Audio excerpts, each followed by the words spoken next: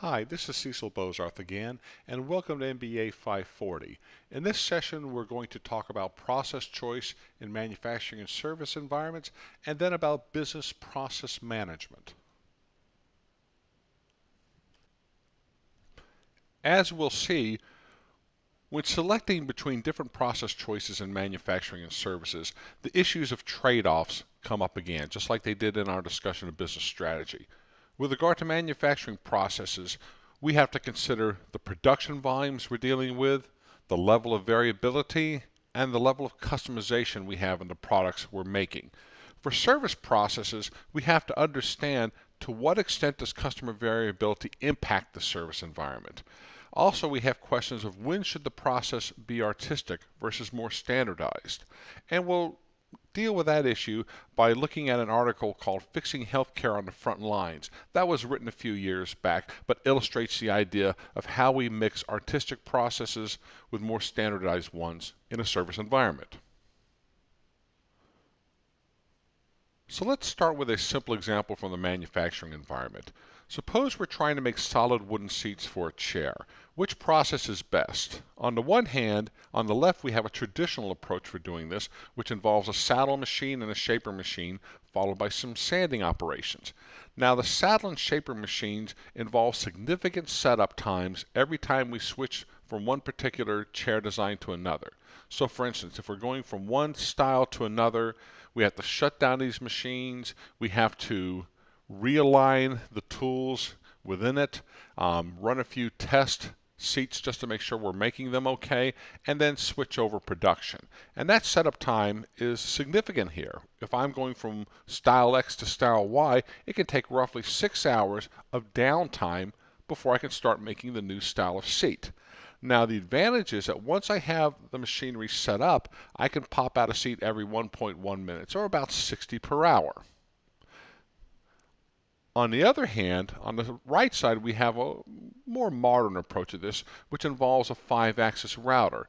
Now, a 5-axis router is a computer numerically controlled machine that basically is programmed to pick whatever tool it needs to do whatever operations required. So it replaces the saddle and the shaper machines. And once we're done basically scooping out the seat, doing the sides, drilling the compound angles required to put in the back spindles, then we are ready to go on to the sanding and inspection operations. So once we get past the 5-axis router, it looks a lot like the older approach to making these seats. Now here's where the differences are. The 5-axis router takes much less time to set up. I mean, there may be a little bit of reprogramming, maybe a little bit of shifting the toolkit around in it, but it's only about a setup time of 10 minutes. So if I have to switch regularly between styles of chairs, the 5-axis router solution has some advantages. On the other hand, it is relatively slower. It's about a third the speed of the more traditional approach. So which one's best? And it's probably going to depend to a large extent on what our production volumes are like. If I have styles of chairs that I'm making literally thousands of them at a time in a production run or batch of 1,000, then maybe the left side solution with the saddle and shaper machines makes more sense. On the other hand, if I'm in a business where I have to have flexibility to make very small batch sizes of different styles, so the ability to switch over from one to the other style is very valuable to us, then the 5-axis router solution makes the most sense. So there's that volume consideration. Another consideration that may come into play is the HR standpoint. Saddle and shaper machines require skilled machinists. 5-axis routers really required skilled programming. So what kind of people do we have on hand? How much would we have to pay them? So we have volume, we have HR issues that come into play, and there could obviously be the cost of the technologies as well. Now, imagine if I'm in an environment where I am making low production batches of a wide variety of products, and I try to go with a saddle or shaper machine. If I do that, then I'm going to spend a lot of time with the machines down, switching from one style to the next. So what I will see at my plant is I will see relatively less output because there's more downtime when I'm switching between styles. On the other hand, if I use a 5-axis router in a more high volume production environment, I'm not going to get the throughput I really need to support the business. So here's what it boils down to. From a technological standpoint, either of these process choices is capable of making the solid wooden seat, but one is probably arguably better depending on what our business strategy is. And so this leads us into a discussion of what I'm going to call manufacturing archetypes. And by archetype, I mean these are idealized types of manufacturing. It's hard to find a pure line process or a pure job shop environment. And these sort of represent the extremes of manufacturing process choices. Now, a lot has changed over the years, so we'll first introduce these archetypes, and then we'll talk about how the trade-offs have shifted as technologies have developed over the past few decades, especially on the information side. So with that background, let's talk about what we mean by a line or flow process. Line or flow processes are defined by high volume production of what I would call standardized products or products that fit within a certain design window. If I have a line, for instance, set up to make small handheld electric tools, it may be relatively easy to switch from one type of electric tool, like a drill, to some other electric tool, like a screwdriver. On the other hand, products that don't fit within that basic design window cannot be made on this line. What makes a line or flow process key is the processes are arranged by product flow based on the conversion steps that are required. So they're purposefully laid out and specialized so items can pass from one stage to the next with minimal handling. The capacity at each conversion step will be balanced against the others as well, so there is often a paced production going on. If you go into a manufacturing facility and they say, for instance, we make 200 units per hour here, or we make X thousand per day, more than likely they're talking about an environment where they have a line or a flow process going on. You'll hear that pacing mentioned. Where's the trade-off here? Well, the trade-off is between flexibility and efficiency. By having specialized equipment standardized around the high volume production of a certain range of products, we get the best efficiency we can, but we trade off the flexibility to switch to some other kind of product. So there's a conscious trade-off here when we go with a line flow process. Now at the other extreme, there's what's called a job shop environment. And this takes a little bit more explanation, but think of it as being almost the opposite of a line or flow process. First of all, the equipment doesn't have any dominant product flow. In other words, there's no consistent conversion steps that take place. So you see the equipment arranged in such a way that we can support multiple paths through it. In this particular case, I have what looks like 4 different functional areas within this manufacturing operation. I may have one job that takes one particular route through it and another job that takes another route through it, depending on what the customer wants. Job shops compete on providing very low volumes, in some cases one-offs, of unique types of products. So they're not selling efficiency. They're not trying to do it at the lowest cost. They're selling their capability to provide you with what you need. You come to a job shop with a unique set of requirements that no one else can meet, such as you need to have a particular machine tool manufactured, or you need to have a unique spare part for an old piece of equipment made. Job shops can do that. So they have highly flexible equipment versus the very specialized equipment on a line, and highly skilled workers who have the flexibility to do what's required. So again, we have some trade-offs going here. Now, pure line/flow processes and pure job shop processes really maybe represent about, 10-15% of the population of manufacturing environments out there. Most manufacturing falls into the squishy middle, which I call batch. It's positioned between line and job shops, so it tries to get some of the characteristics of a line and some of the characteristics or benefits of a job shop without committing all the way to either high volume or high flexibility. You can think about this as being a manufacturing environment where we have moderate volumes and multiple products that we can support within a particular range. So for instance, if you go into a batch manufacturing environment, you might find, the example I like to think about is GKN. I use this example a lot in my classes, but they make the constant velocity joints that are used in automobiles, the CV joints which hold your wheels on and allow them to move around. They will make batches for a particular type of car and then switch over to another car in some parts of the facility. So they have moderate volumes, multiple products. One of the key characteristics you see in batch manufacturing is if you walk into the facility and you see a pallet or a container filled with half-finished items that are between steps, you're seeing a batch.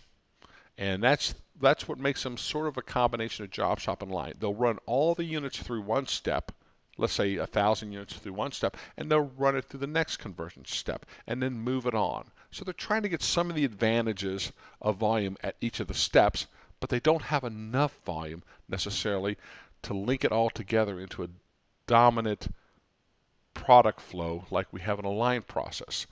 Now in this particular example here, I actually show you there's a little bit of a functional arrangement of equipment, but also something called a cellular layout. What you may find out in a batch manufacturing environment, for instance, an environment that might make gears or bearings, they might have certain products that have enough volume that they can justify their own little mini production line, sort of like a cell is what we'd call it. Or there may be some conversion steps that are so consistently ordered, they always take place following each other, linked together, that it's worth making a cellular layout for that part of the business. So whenever possible, we try to get some of the benefits of the line without committing ourselves all the way to it. And this is an example, a little bit more detailed example of combining what I would call a job shop layout and a cellular layout. So the point being, you rarely see manufacturers that are purely one thing or the other. So in this particular case, I'm trying to figure out what kind of products they're making here, but for the very, very low volume products at the top, they actually have a functional layout where the jobs go through whatever different areas are required given the conversion steps needed. So they have welding area, milling area, turning, forming, heat treat, and raw material area. And so that is flexible enough to provide whatever volumes are needed, usually very, very low volumes there. But where the volumes are high enough to justify cellular arrangements, they actually start putting in place what almost look like mini lines based on certain families. So we're mixing it. Now I have the term up here called corralling variability. And here's the idea.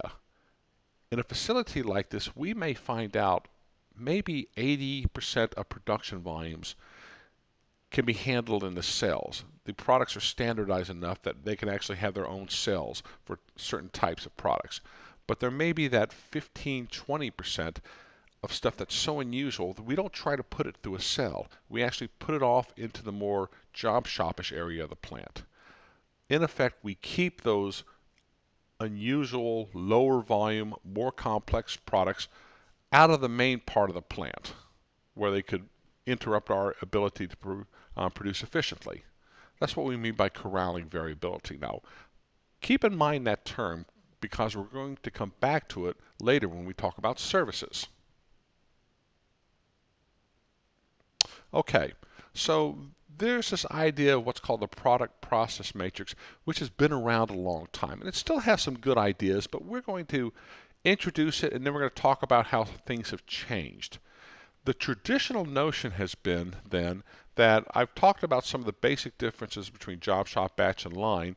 Well, since they have these trade-offs inherent into them, it makes sense to try to match them to whatever our business environment requires. So if we're in a business environment where we require commodity products, the best match is going to be with a line.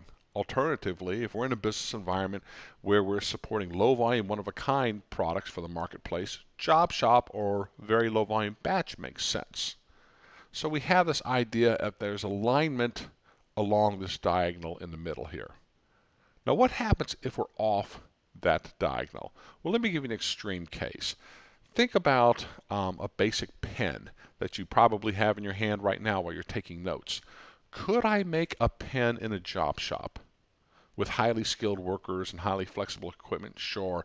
I could make the mold, I could whip up a batch of ink, I could do all the stuff required to make a $1 pen, and it probably cost me $10,000. So it wouldn't make any sense to try to make a generic pen in a job shop environment, and we all kind of understand that.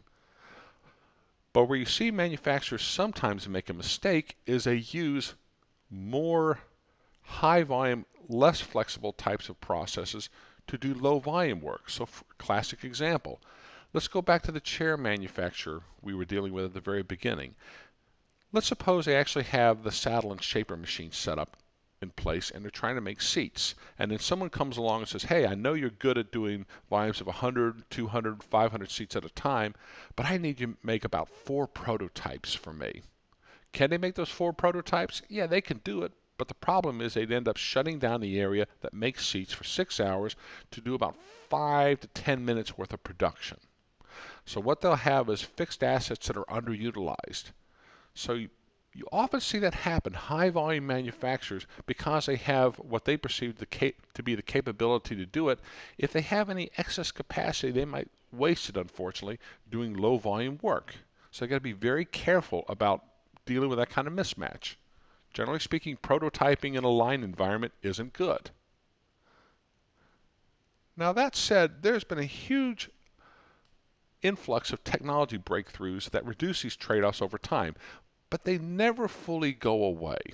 In effect, we have a situation where the productivity frontier shifts out. And let me give you an extreme example of this.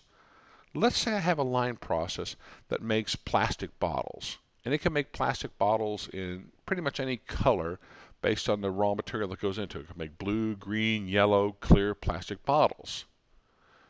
Is there any benefit to standardizing even further and going with just clear plastic bottles? There could be. It might be a very slight benefit. We don't have to clean the machines between colors. We don't have to worry about stocking different colors of rosins to go into the plastic bottles. But the point is, there's still a trade-off there by standardizing the product further, even though it may not be a significant one. Still, there's a tremendous amount of progress that's going on in manufacturing technologies, and most of them are involving, not surprisingly, information systems to some extent. This is a great link I have here from 2016. It's a nice company to follow because they're always posting newsletters and things about trends and what's happening in manufacturing. But for 2016, for instance, they talked about 4 major trends, one being predictive analytics. The idea that can we actually put in place information systems that can tell when our machinery is starting to go bad and needs to be maintained, rather than depending on people. There's the embracing of virtual reality. This includes such things as why prototype in the physical world if we have the information systems capable of doing it? We can not only use it for prototyping products, but we can sometimes use it to design how people will interface with a manufacturing environment. And they had a great video link at the site where they actually showed the simulation of how people would interact on an assembly line at GM. We have more smart connected products. Classic example of this is, what if we use RFID, radio frequency ID, to automatically inform our inventory systems when something leaves a plant and then kick off a reorder to our production planning systems? We don't need someone to do that if we have the technologies talking to themselves. Now here's a fascinating one that directly addresses some of the traditional trade-offs in manufacturing, and it's 3D printing. It used to be that, let's say we're out in the field somewhere, close to the customer, away from the main plant, and the customer needs a spare part. Well, there used to always be a dilemma that should we keep inventories of spare parts close to the customer? That's very reactive but highly inefficient, or should we keep inventories at the plant and then incur the shipping delay needed to get the spare part to the customer? Well, now in some cases we can actually use 3D printing to make spare parts immediately when the customer needs it. And that obviously depends to a certain extent on what the design of the spare part is, but it's becoming more and more sophisticated over time. And it promises to force a lot of manufacturers to reevaluate the trade-offs traditionally associated with low-volume manufacturing.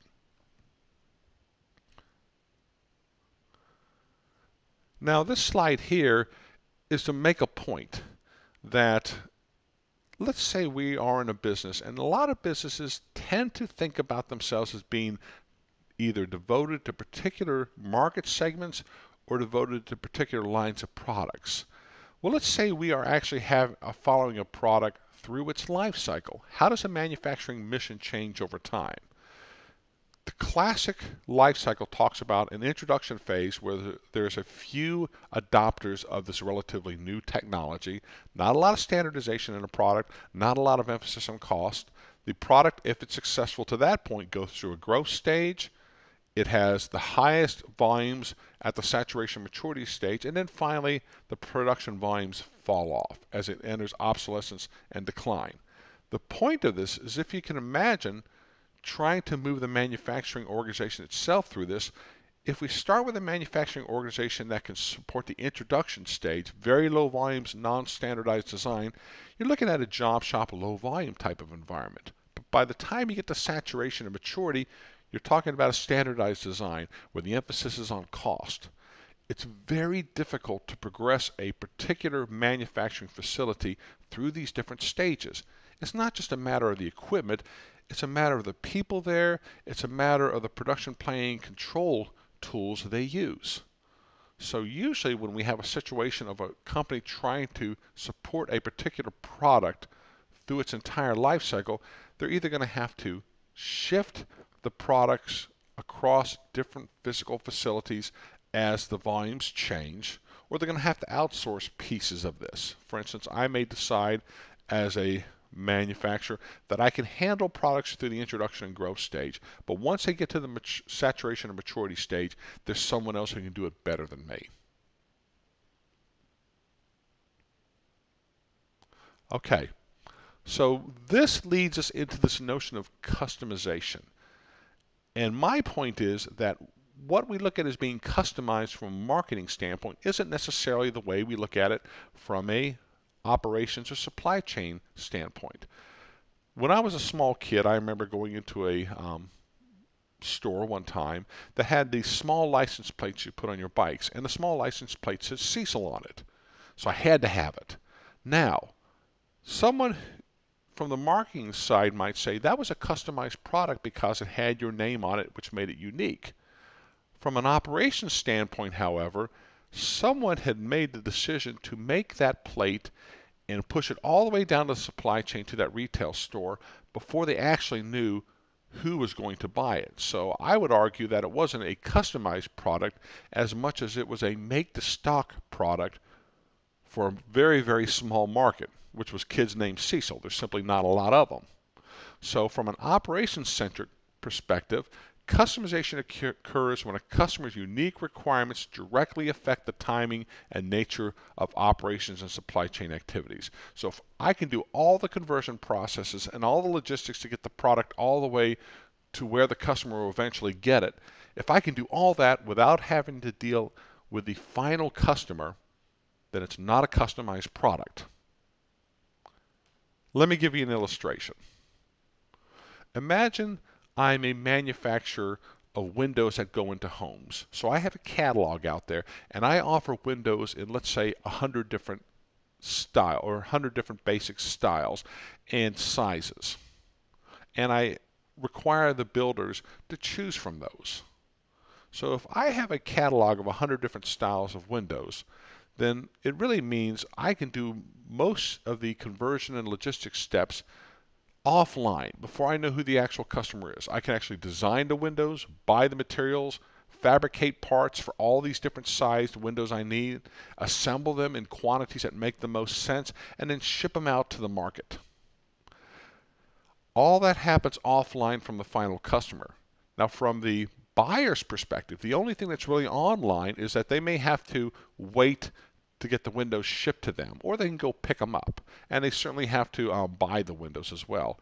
So from a customer's lead time perspective, this minimizes it. Only a few of the activities required are done online. What about customizability? Technically speaking, I'm not offering a customized product here. They can choose 1 out of 100 styles, which certainly gives them a lot of variety, but it's not customized. Because I have control and can standardize and produce these windows in volumes that make the most sense for my environment as a manufacturer, I can hold the price down. What type of manufacturing? Probably some kind of a batch environment. Be a classic example of batch. I make 200 windows of this particular size. I make another 50 windows of this size. I make another batch of 1,000 for a very popular size. But I would use the same equipment, but I would run it through for different batches based on different sizes. Now let's make one change to this environment. Let's suppose a builder is looking at these 100 different windows I offer, and none of them meet exactly what he wants. He wants a window that's maybe half an inch off from one of these windows that's in the catalog. Suddenly it becomes a customized product, and it means a lot of the activities that were offline now become online. The builder has to talk to the manufacturer to place the order for the windows. There may have to be a little bit of redesign because they're slightly larger. They may have to buy some specialized material. They'll certainly have to fabricate unique parts for this one-off sized window, assemble them, and ship them. Suddenly, just because I wanted a window that was half an inch wider than any size that they offered, the lead time is going to increase tremendously. As the buyer, I'm going to see all this stuff occur. The time required to do all this stuff has to occur before I get the window. Customizability? Yeah. But really probably not a lot of value. It's not like someone's going to walk in the house, see a window that's half an inch wider than what would be in a standard catalog, and go, wow, what a beautiful extra wide window you got there. Price? If I'm the manufacturer, I'm going to charge you a lot more because this is non-standard and it's going to break up my process. But I will bet you, in most cases, when a manufacturer does this, they don't charge enough. They really don't know, they really don't understand, in some cases, how much additional complexity and inefficiency dealing with this low volume work does. Finally, what type of manufacturing? Well, in a perfect world, you'd like to see more of a job shop low volume batch to handle this. But the reality is, if I had already set up my plant for making things in higher volume batches, I'm going to have a little bit of a misfit, at least temporarily, between the type of job I have here and what I'm used to doing. So you can see how just making a slight change to the design dramatically affects what the supply chain looks like. Now I love this slide right here. I have a little bit of fun with this one. If you think about it from a business perspective, the sweet spot of customization is where I can create a product that from a marketing perspective has a lot of extra high customization value, but from a manufacturing perspective is relatively easy to do. So in this case, we're talking about different definitions of customization. And look in the left top box here. If this cap were just blue, it might sell for $5, $6, or whatever. It'd be a blue cap. It'd be nice, keep the sun out of your eyes. But once you put that Duke logo on it, and once you put that Nike swoosh on there, the value is going to increase significantly. So a little bit of embroidery on here, changing this cap around, just doing a little bit of conversion at the end to change it from a blue cap to a Duke cap creates significantly more value in the marketplace. And so from a marketing standpoint, we'd say it was a more customized product. From manufacturing, we'd say, it's not that hard to do. We just take blue caps and add this. Now look to the right, however. This is obviously not a Duke Blue Devil. It's not a UNC Tar Heel. It's not an NC State Wolfpack. This could only be an Arkansas Razorback hat. It's got that special type of Razorback hog there. It's been molded plastic. So in this particular case, it's actually probably a one-off, not one-off, but it's going to be a relatively dedicated plastic mold to making this particular product. It's going to be obviously more expensive and more difficult to make than a regular cap where we add the lettering later. So it's going to be more difficulty from a manufacturing perspective, but certainly it's going to offer that higher level of uniqueness to the customer. So yes, we're going to be able to charge more for these hats if you're an Arkansas Razorback fan, but it's also going to cost us more to make. Finally, we get down to this bottom right hand where we have generic drugs. And I say generic drugs don't offer much customization by definition, but they can be very difficult to make, again, because of the regulatory requirements, the sophistication of the machinery, and the conversion steps required. Now, why would I ever compete in this environment? Why would I offer a low customized product that's very difficult to make? Well, because the profit margins are there.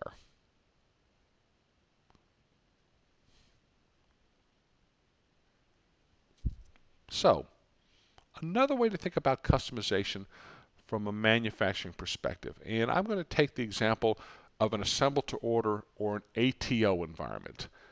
Assemble to order is a lot like make to order. I'm going to take standardized components which were designed, sourced, and then fabricated, and they're sitting in inventory here after fabrication. I'm going to take these standardized components and then put them together in a somewhat unique final configuration based on what the customer wants. A classic example of this is laptops or automotive final assembly if we allow the customer to pick the options they want. There is some limited range of customization, but still we're doing it off of sets of pre-produced standardized components. So what I'm pointing out with the gray arrow here is that to the left of that, upstream of that point, all these activities can be managed for efficiency. The organization structure can be more mechanistic. I can look at higher levels of job differentiation. Think about that as more specialization. Relatively low discretion on the part of workers because we are now dealing with standardized components being made to a particular schedule based on what's most efficient. So everything upstream of the customization point can be managed for efficiency. But downstream of it, we have to be able to manage for responsiveness to whatever the customer needs are. And that's going to take a little bit of a bite out of our efficiency. So from an operations supply chain perspective, that point of customization introduces the customer's unique needs into the process, which therefore we have to be able to respond to that variability. Now, if we have a bias organizationally towards simplifying, we're going to tend to want to push that customization point as downstream as possible, even if in theory going to a make-to-stock environment if we can. But the reality is there's probably strong benefits in a lot of marketplaces to maintaining some level of customization. From an economics perspective, I would put it like this. We will continue to push the customization point upstream until the marginal cost of the added complexity becomes greater than the marginal revenue we can get. So for instance, if you talk about, again, going back to a car assembly environment where we let the customers pick from a standard set of options and a standard set of colors, that's what we call ATO or make to order. Maybe we push it up a little bit and we want to allow them to pick whatever paint color they want. But now if we start charging them $10,000 to do that because we have to disrupt the paint line, the marginal cost of that additional complexity, additional customization isn't worth it. So we get to this sweet point.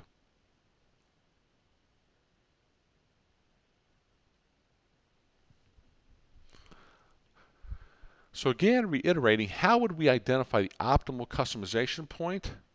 Well, again, the economic theory is where the marginal cost of adding more customization is greater than the marginal revenue. But in the real world, what you see companies do is they'll start looking at the products they offer and they'll start lopping off the very, very low volume ones that don't have a marketplace because they probably are, they're usually pretty obvious candidates that they introduce complexity where I don't get a benefit. And an example of that would be is, let's say I'm a Caterpillar and I'm making heavy equipment, heavy construction equipment, and I have one particular option that was ordered by a customer 4 years ago, but no one else has wanted it. This one customer wanted a uniquely configured frame for the cabin.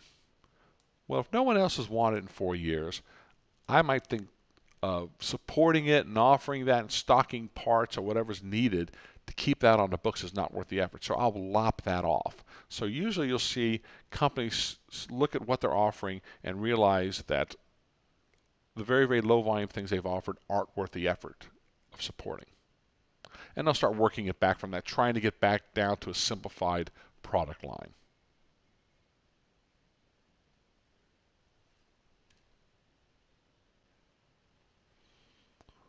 So that summarizes some of the basic issues associated with manufacturing process choice. Now let's turn our attention to service processes because frankly, they make up arguably the more significant part of the economy in terms of where the workforces are and where they're going. Now, just as in the case with manufacturing process choices, there's an incredible level of heterogeneity with regard to customization levels, customer contact, cost structures within the service industry that we need to be aware of.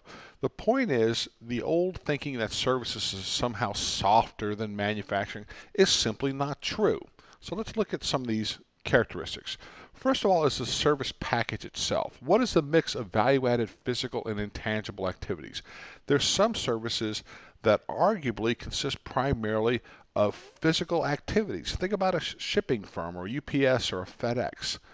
The vast majority of what they do involves physical activities. In contrast, a consulting firm or a law firm, they're a service firm as well, but most of their value-added activities are associated with intangible things.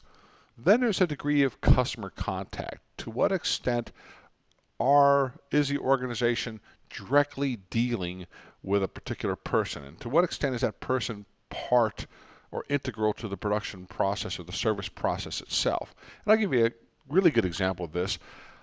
Off the top of my head, the highest degree of customer contact I can think of in a service environment might be someplace like Massage Envy. And the reason is, literally, as a customer, you are in the process dealing directly with someone from start to finish. So if there's a quality error of some sort within the middle of the massage, you're going to know it and you're going to feel it. The third is a degree of customization, which is a little bit different than customer contact.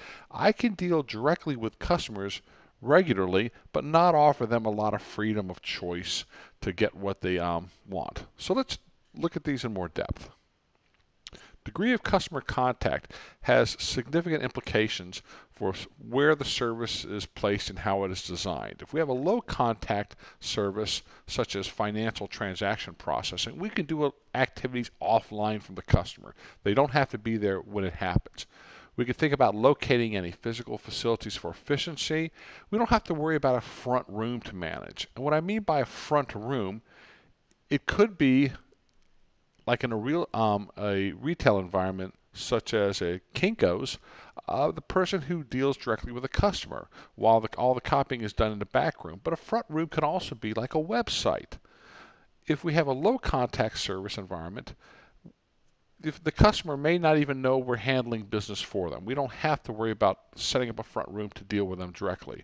And wherever possible, we can try to smooth out the workload because we're not having to do it face-to-face with the customer. Now compare that low contact to a high contact environment. Hospitals, retailing, anything that directly involves the customer being there with us.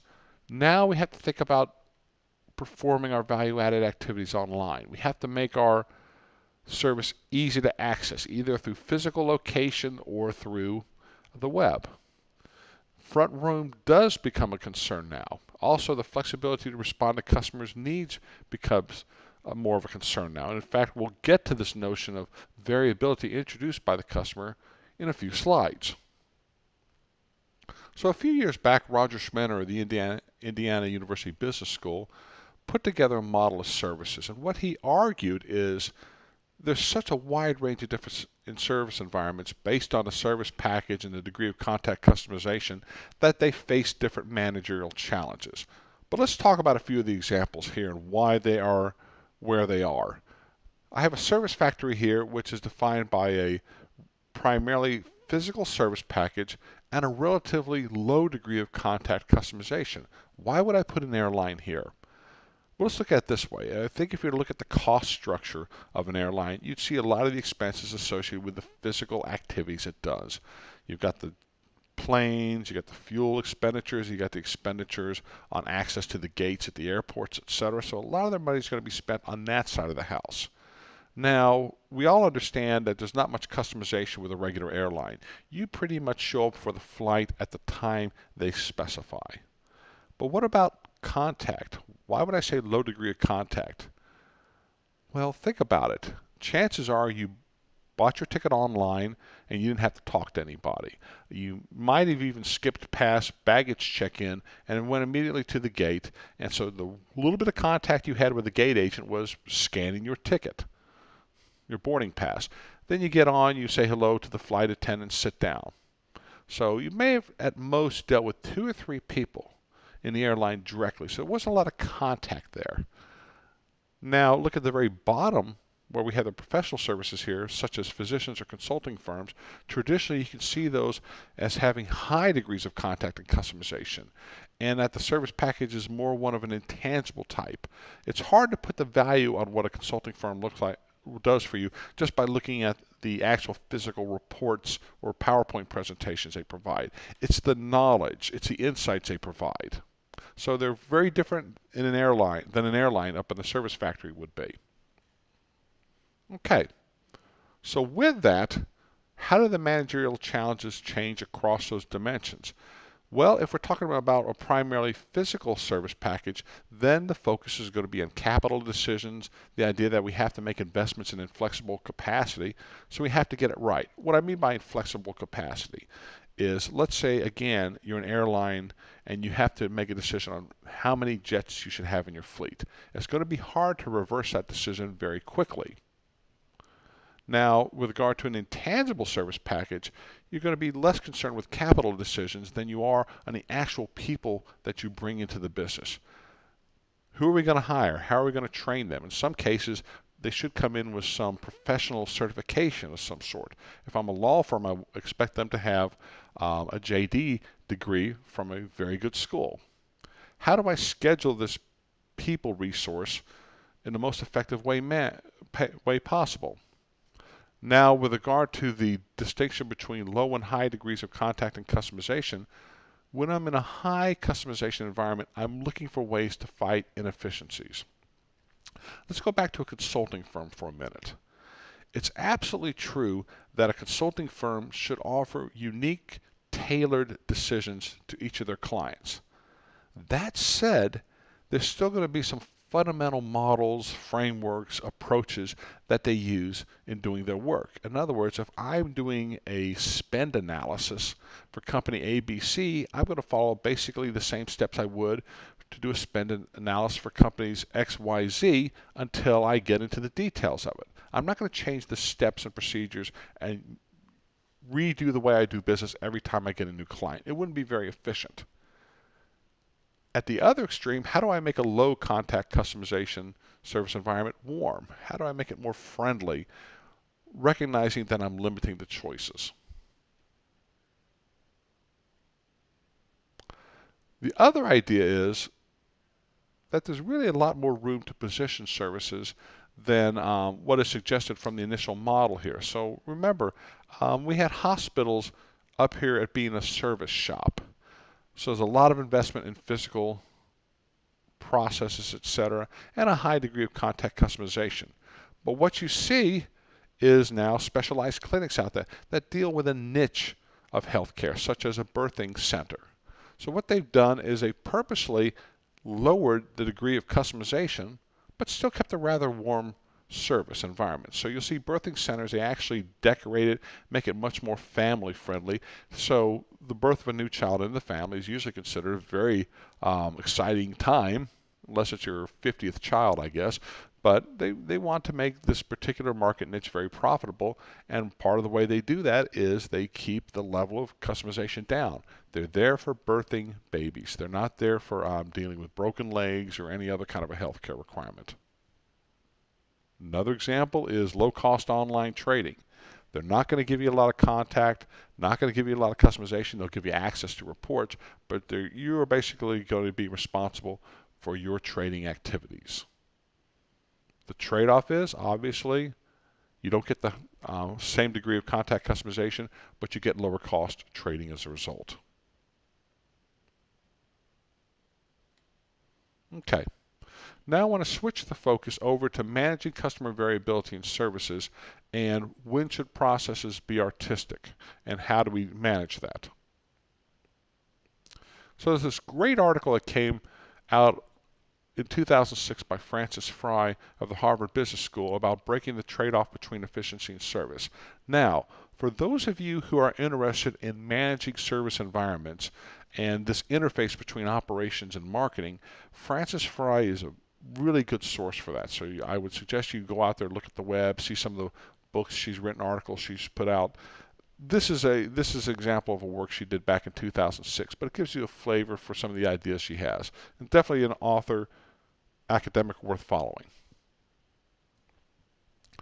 So the question she had in the article is, in service environments, customers add variability to the process, but it's not enough to say they add variability.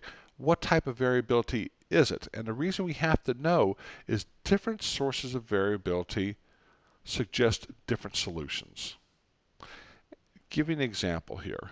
You'll hear people talk about all the time, my customers are driving me crazy. Well, your customers are driving you crazy, but how are they driving you crazy? Is it because they're requesting unusual things? Is it because they're asking you to perform work for them on a moment's notice without consideration of your schedule? Is it because they won't make the effort that's required to participate in your service environment? What is it? And this article is trying to get to the heart of that. So basically, Frances Frei says there's 5 sources of variability that we have to deal with when we're dealing with customers. One is arrival variability, and the other is request variability. Think about arrival variability as when do they come in? And when we get to queuing theory in this class, we'll talk about the idea that customers can arrive based on a probability distribution where we can talk about the average time between arrivals, but we can't predict it exactly. Now, there's been a lot done to deal with arrival variability and how it impacts the level of resources we need. Request variability is a little bit more subtle. This is the idea that customers can arrive with a wide range of requirements, and that we may need to throttle that back in some cases. So for instance, if you're running a restaurant, you wouldn't dream of basically asking the person, what do you want to eat? And they pick whatever they want. You're going to give them a menu to control that request variability. It's part of the agreement of going to a restaurant. Okay, the next two, capability and effort. And to talk about these, I need to back up a second. In a manufacturing environment, raw materials, components going through the manufacturing process by definition have no feelings. And we don't expect them to necessarily be involved in the production process. So we can actually have raw materials and components stick around in inventory for a while before they're used, and we can even break some of them and no one gets terribly upset.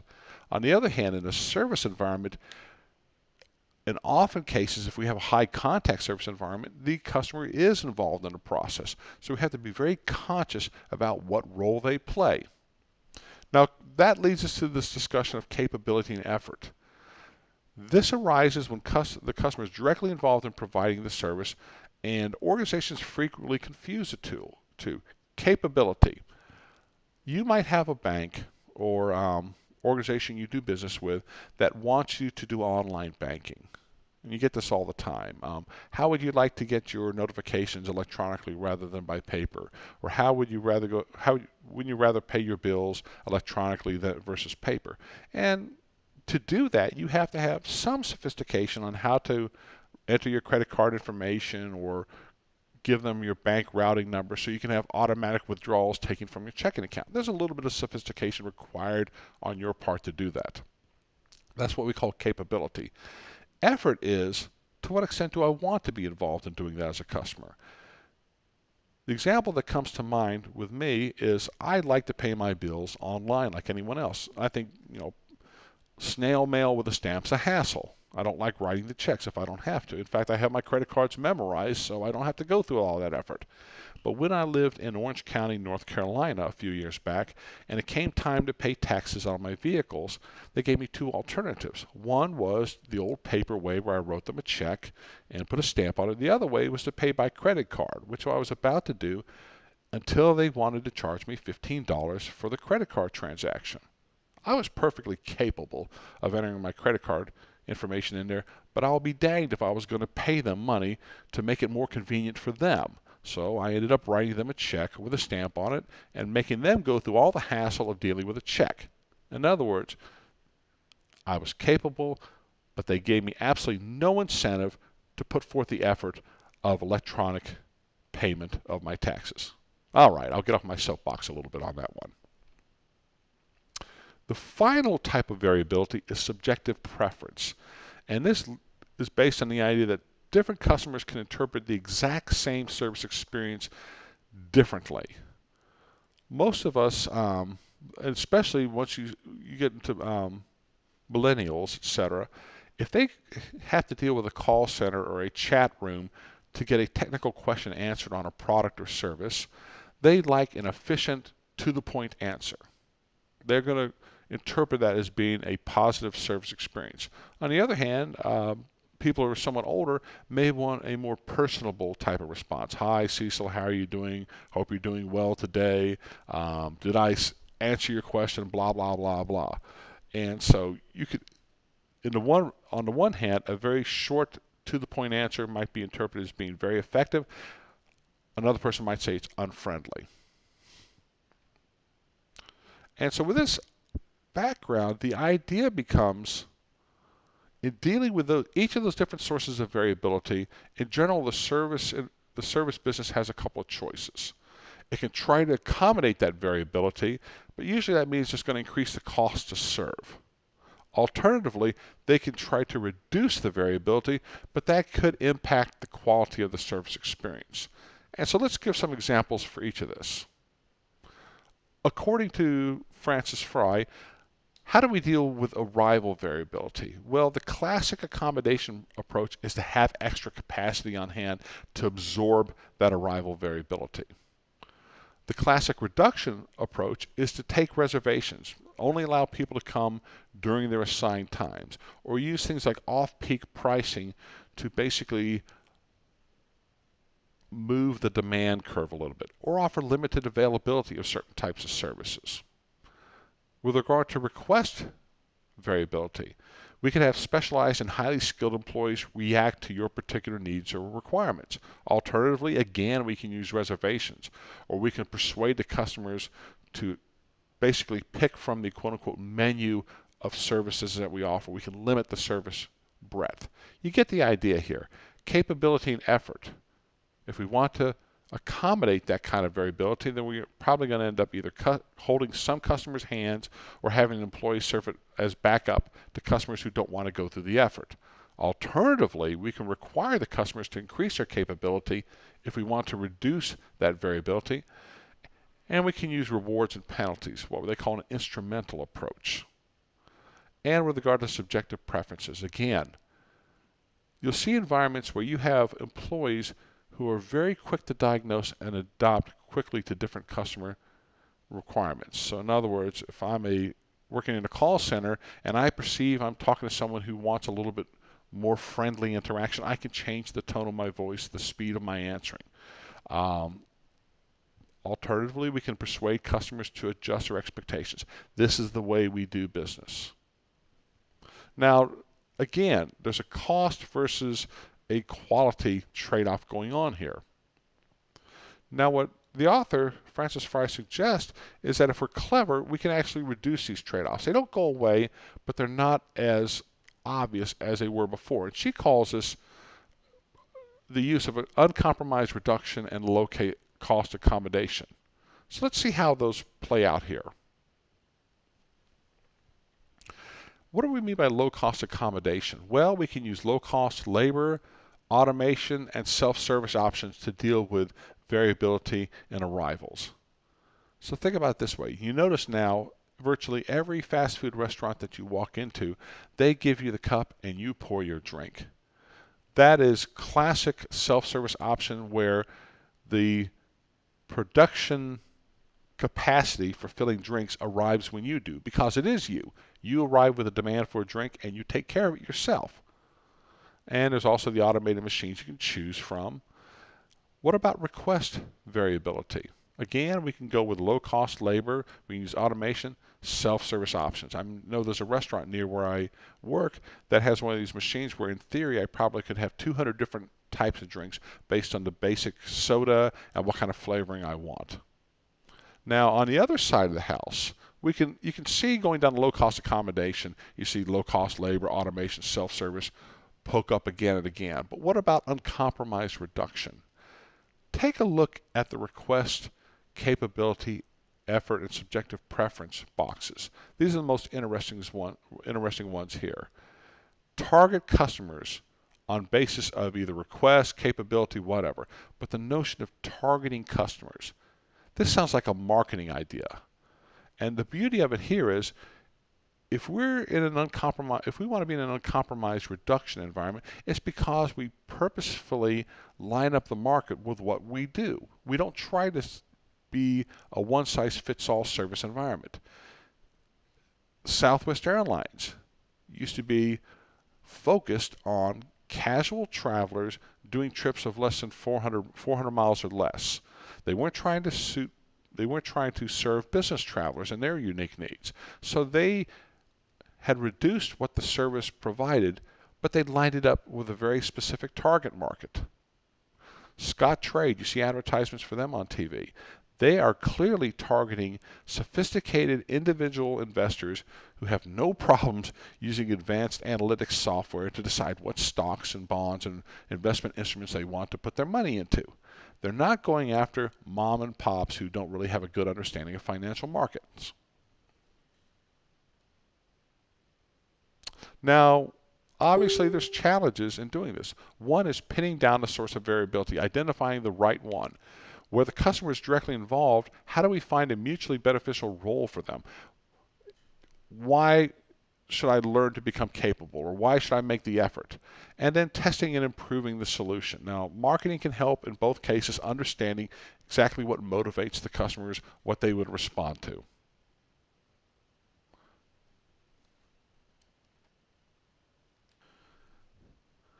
I want to end this section on service process design by talking about healthcare. So if you think about this within the context of the different sources of customer-driven variability in a service environment, in healthcare you have arrival variability, you have request availability, you're going to have effort and capability variability as well as subjective preference variability. So you're going to have high variability across all 5 of those dimensions. And so it's a very interesting service environment to look at. And there's obviously been a lot of work done over the years to try to improve the effectiveness and efficiency of healthcare. Now, in 2010, Richard Ballmer of the Harvard Business School noted that it takes 10 to 20 years for a new practice to go from development to widespread adoption. So what he meant by this is that research teams could determine that practice XYZ will lead to better results in a particular healthcare situation, but it may be decades before they see that practice widely adopted throughout the industry. Why would that happen?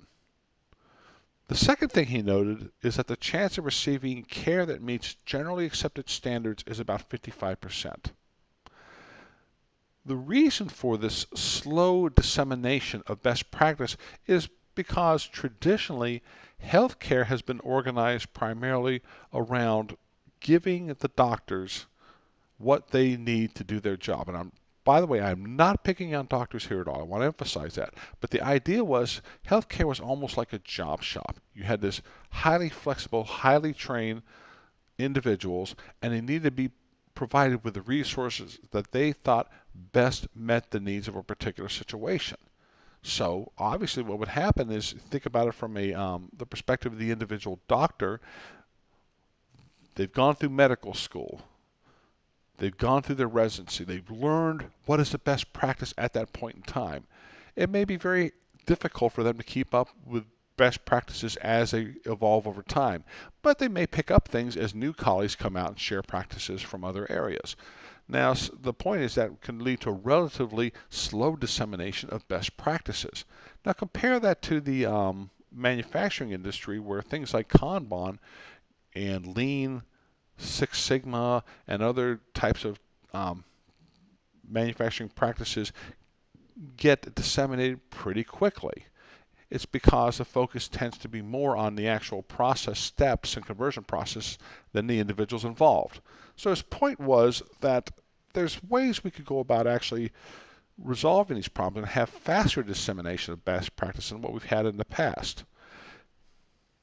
So one of the things Ballmer notes is that there's really 3 discrete tasks that healthcare providers, whether they're hospitals, a doctor's office, or a clinic, whatever, must simultaneously perform. One, they have to rigorously apply established best practices when they exist. And that also means identifying the evolution of best practices. When a new best practice comes out, incorporating it into what they do. But while they're rigorously applying established best practice, they also have to use trial and error process to deal with poorly understood conditions. It's a recognition here that every health condition that they see is not going to have some prescribed solution. Third, capture and apply knowledge generated through day-to-day care. Again, a recognition that you can actually learn things within the hospital environment or within the doctor's office environment that maybe aren't being picked up by researchers in some other area.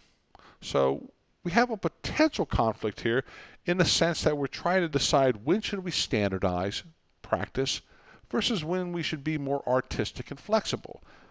Standardized practice has the benefits of being more efficient and also potentially being more up to date based on our understanding of best practices. But artistic has the benefit of being more flexible and reactive to the unique needs that a patient has. So here are the 4 design principles that he put out for how they should run these healthcare organizations. 1, manage the care. Decisions, tasks, and workflows critical to optimizing patient care must be the organization's primary focus. And what he's really saying here is we need to stop thinking about healthcare facilities as being collections of certain types of individuals, doctors, nurses, office staff, administrators, etc., and think about it more in terms of the business processes. What about the admission process? What about the healthcare management process from the time the customer walks in to the time they walk out? How do we improve that flow of activities so we get better results? Standardize where appropriate. And we're going to come back to that one in a lot more detail in a moment. 2, corral variability. You got to recognize in a healthcare environment that not everyone's going to walk in with a well understood condition like the flu or like an appendix that needs to be removed. So when we have variability in a hospital environment, those unique, hard to deal with, difficult cases, we separate that out from the main part of the hospital. Again, let's go back to the manufacturing example we talked about earlier. If we're in a plant environment and we have these very low volume, unique types of things we have to do, we don't want to mix those into the production line environment because they're going to destroy the efficiency of the production line. We may end up making those one-off, low volume products in a little job shop environment within a plant. Literally corral the variability. Same thing in a hospital. We can have what's called a hospital within a hospital. We're not trying to manage that part of the hospital for efficiency. We're trying to manage it for effectiveness. And there we might have our most experienced doctors. We might have our most flexibility in terms of deciding how we're going to treat the patient. Now, if we do that, then obviously there's going to be challenges. How do we share resources between the more standardized part of the hospital and the more flexible, what I would say the more artistic part of it? And to give you an example, at Duke Hospital, they have a cardiac center, but they also have cardiac cases where they have some unique mixture of things. Maybe someone has heart failure, but they're also being treated for cancer. It's going to require a little bit more of a specialized, customized solution to their needs. How do we share doctors or resources, rooms, other facilities across those two? That's a difficult issue to deal with. In some cases, we may actually have to reorganize the resources. We have to line up the resources according to what we see as being the major business processes. Again, typically when we talk about new processes here, those oriented around the customer, where we think about how the customer moves through. Order fulfillment process in a online retail business is an example of a business process perspective.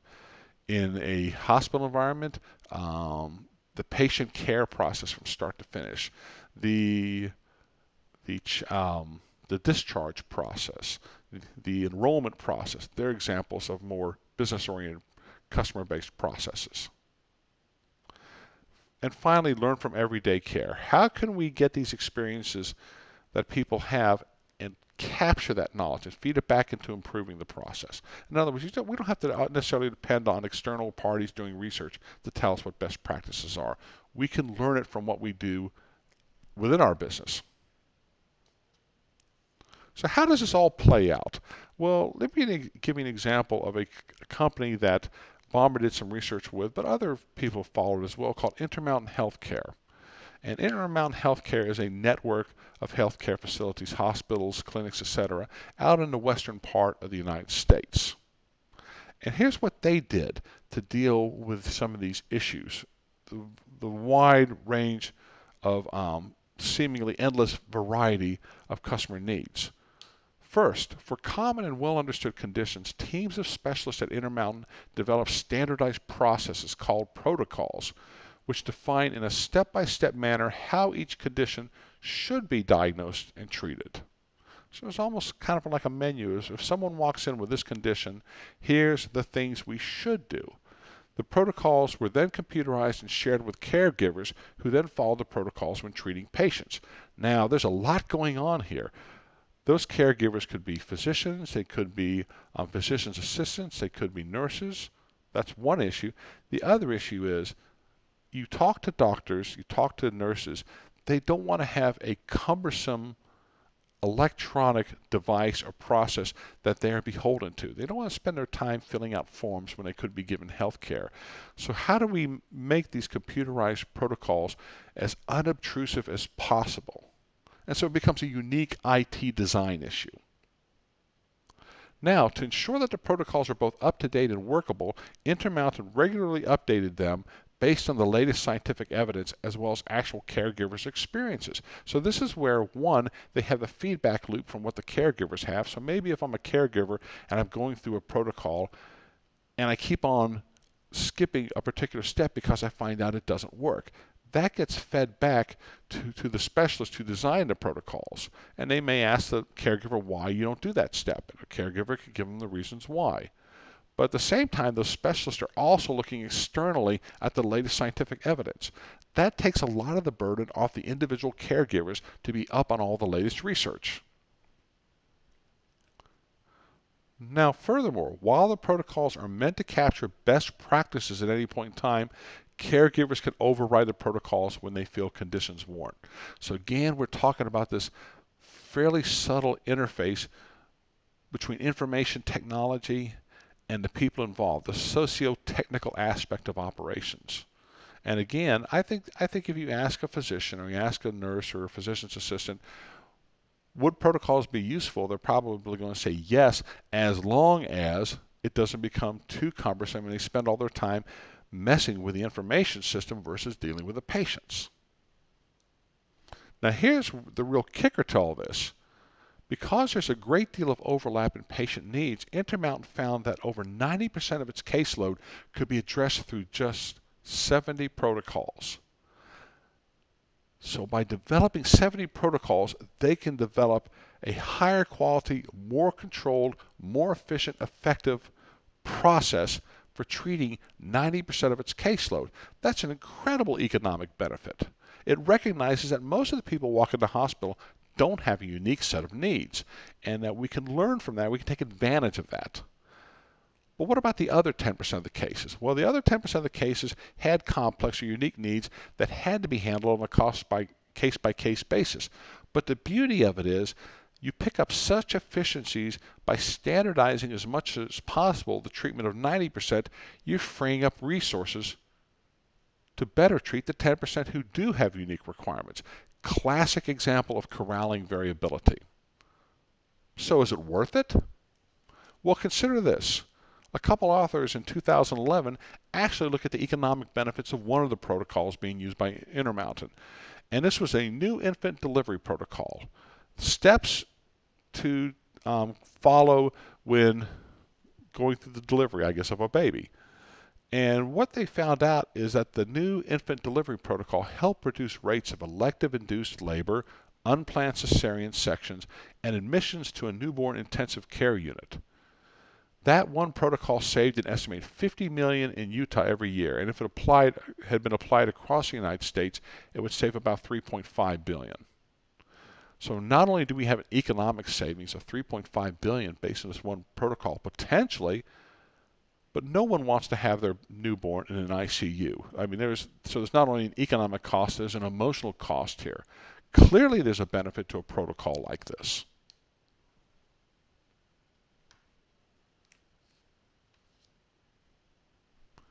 So to summarize this first part, we talked about the idea that different manufacturing service processes have inherent strengths and weaknesses. There are trade-offs involved in going with a line process or going with a job shop or going with a batch.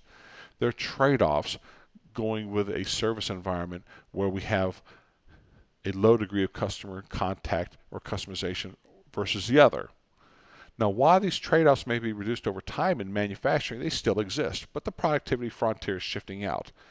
In services, we have to understand that customer-driven variability can take different forms and tailor our solutions accordingly.